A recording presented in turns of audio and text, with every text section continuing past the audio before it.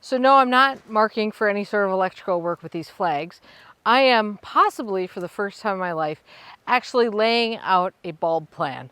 I've never done this before in my life, but here in the new garden, I thought rather than the sort of helter-skelter approach I have taken in the past to planting bulbs, here I wanted to do something actually planned out. So this area of, you guys have seen this garden whole bunches this year, you know, deer are an issue. So the only bulbs, there's 3 bulbs that are going to be going in here. Actually, well, 4. All are deer resistant. So daffodils will be the primary bulb. I love daffodils. There's so many amazing varieties out there, and I think they're so pretty. And the deer resistance is just a fabulous benefit. And really, that's what I plant the most of. I'm also going to be putting in muscari, which is grape hyacinth. Muscari is sort of a special little bulb to me. I used to love muscari as a kid. I used to pick these little bouquets for my mom, and some people think muscari is kind of a, I feel like it's a forgotten bulb. Some people really don't care for it too much, but I think it's great. And I'll show you how I'm going to be using it to really take advantage of that blue color that muscari brings. Alliums, also be bringing alliums. Of course, alliums are probably the epitome of deer resistance in terms of bulbs. So I'm going to be working some alliums in. And then also in one area, I'm going to be growing a bulb. I actually think it's technically a corm that I have never grown before, and that's Anemone blanda. So that is exciting. These are, I think the common name is Grecian windflower or just windflower. I've never grown these before, but they're sort of an understory kind of thing, and they're just short, but they should colonize well in the shadier areas, and I think they'll be a pretty little accent to an area that's going to end up looking eventually down the line a little bit more woodlandish, although this whole garden has a certain amount of that. So in any case, I am using flags to mark where I'm going to put bulbs, because instead of dotting bulbs all around this garden, which is how I'd had this garden planted with bulbs in the past, or area, it wasn't a garden, I am actually have worked out a whole plan. I even have a note that I've made for myself trying to figure out how many groupings I can have. So I'm going to do groupings of muscari and 2 types of daffodils, and then I'm going to do groupings, multiple plantings of alliums in the same spot, so probably 3 to 5 per location. And I've got 3 different kinds of alliums, but the main one is Christophii that I'll be using. I also have nigrum, and there's one other one that I just bought 1 bag of just to give it a try, because I don't know much about it, so I just want to test it out. Nigrum's a great one. I have it in a lot of other places in my garden as well. But mostly it's going to be Christophii, and those I want coming up through the areas where I've got more grasses going on. And then the Anemone blanda will be over in its own little area. So I am using the orange flags, which you might see some behind me, to delineate where I'm going to put a grouping of daffodils. So the 2 daffodils I'm going to be using are Silver Smiles, which is kind of a bigger cup variety, and then one called Jetfire, which I really love. It's quite colorful, but it has these reflex petals that point back. So it's shorter, but it's very interesting, and I think together with the Silver Smiles, it'll look good. And then I'm going to put some muscari along with that as well. So each grouping will have, according to my math, well, if I put the same in every spot, it would be 8 Jetfires, 8 Silver Smiles, and then 14 muscari in one grouping. I will not make them all exactly the same. We'll vary that a little bit because I don't want it to get too matchy-matchy, if that makes sense. I did want to briefly talk about one of the reasons why I picked the bulbs I did, which is that I really wanted everything to bloom at the same time. Now that is a sort of a different take on bulb planting. A lot of people really want to maximize their bulb show, so they choose bulbs that are early, mid, and late season, and that way you're looking at bulbs all spring. However, we have such late springs here. They really go, I mean, they go all the way through May. So I will, like last year, I had tulips still blooming in June. So by that point, I don't want to look at tulips anymore. I'm ready to move on to the next thing. So I actually chose bulbs that were some of the earliest, because to me, it's when I want to see things the most.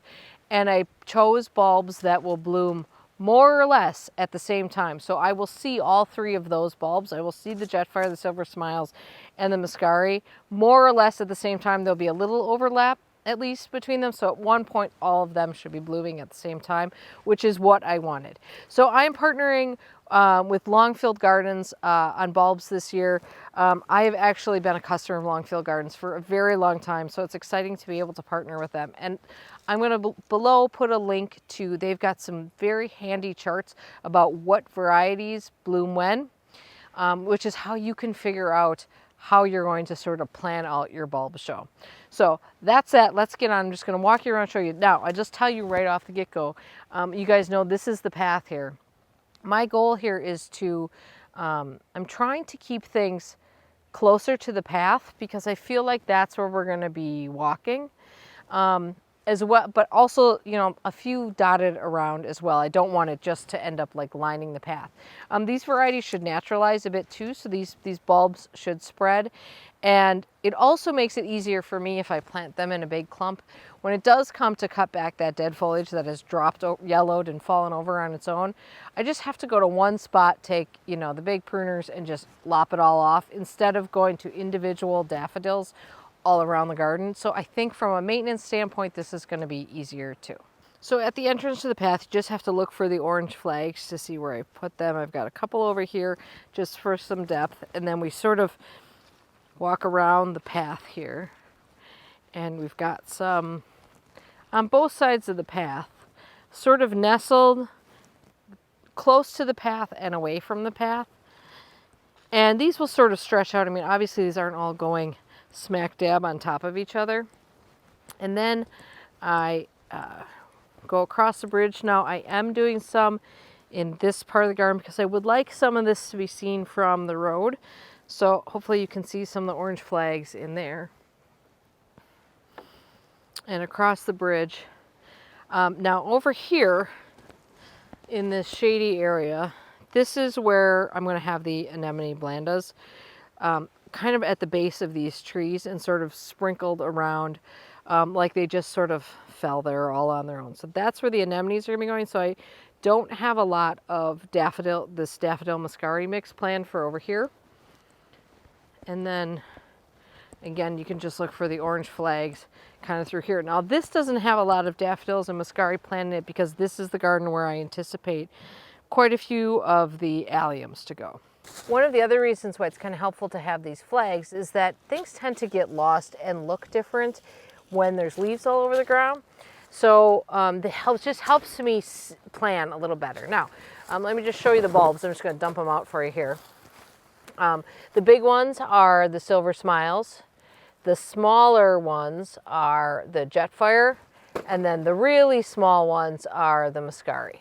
So the Silver Smiles are a little taller than the Jetfire. So I think what we're going to do is try to layer those towards farther away from the path.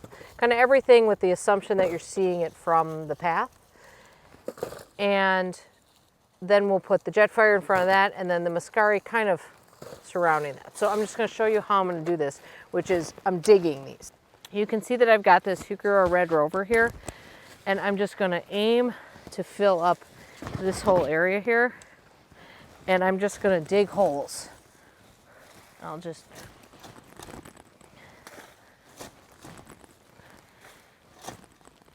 Then I'm just going to lay them in. Pointy, you guys know the drill on this, pointy side up.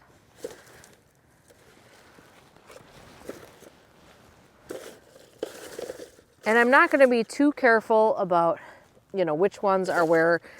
Obviously I'm going to aim for the big ones towards the back, but, you know, eventually they will all grow together here. Now I'm planting these a little closer than you're going to see on the back of your package when you buy your daffodils or any bulb. Okay, so that's all the daffodils. So I'm going to fill in there and then I'm going to pop the Muscari in after that.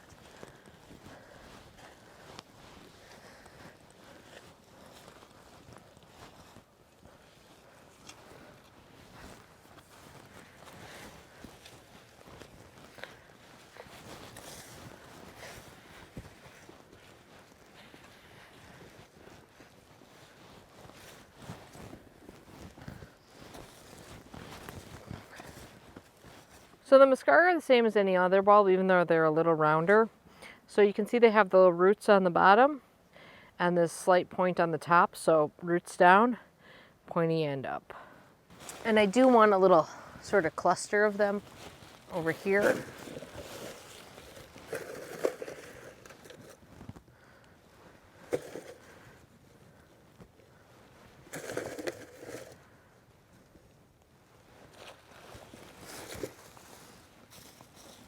And a little bit over here, like right along the edge of the path.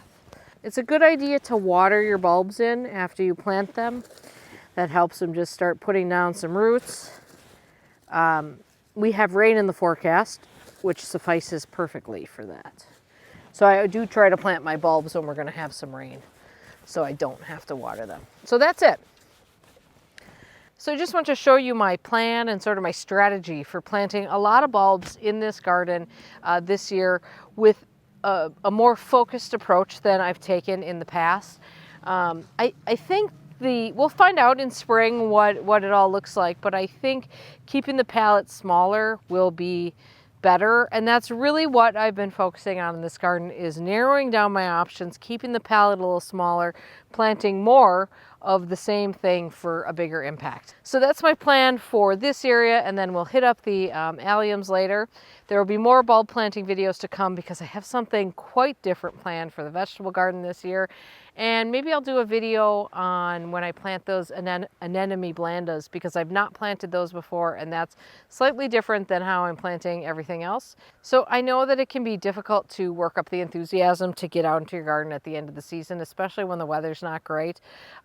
But I will tell you, I have never regretted planting bulbs in fall for spring, because when spring comes, we need that color and those flowers and those signs of life so badly, because winter's long.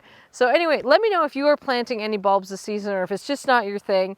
And if so, what bulbs you're planting, because I'm always interested to hear what people are planting for the year. So that was the first of the bulbs that I planted this year, and now we've just got, you know, about 2,000 more to go.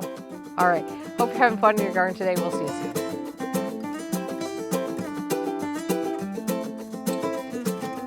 I love you. I give you everything.